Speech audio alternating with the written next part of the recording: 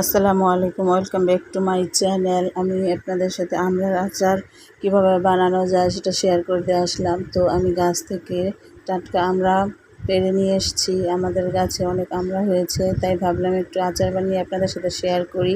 তো প্রথমে আমড়াগুলো কেটে ভালোভাবে ধুয়ে পরিষ্কার করে নিলাম। আস্তভাবেই ধুয়ে নিতে হবে, তারপর কাটতে হবে। আমি এভাবে ঝুরি ঝুরি করে কেটে নিয়েছি। এভাবে আচারটা বানালে খেতে কিন্তু খুবই ভালো লাগে। তো কেটে নেওয়ার পর আর ধুইতে হবে না।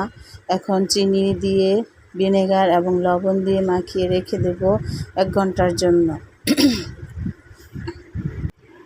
আমি এখানে 2 কেজির মতো আমড়া নিয়েছি, সেজন্য আমি পরিমাণ মতো চিনি দিয়েছি, 2 কাপ চিনি দিয়েছি।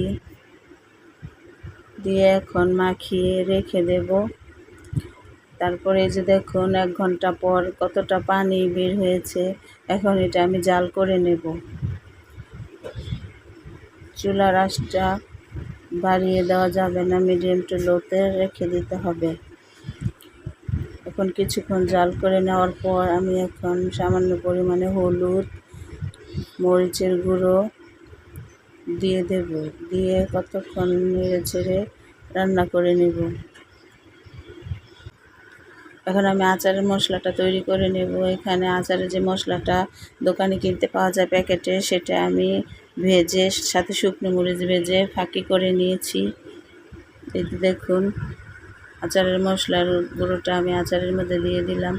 দেখুন দেখতে কতটা লোভনীয় লাগছে আমার এই আচারটা।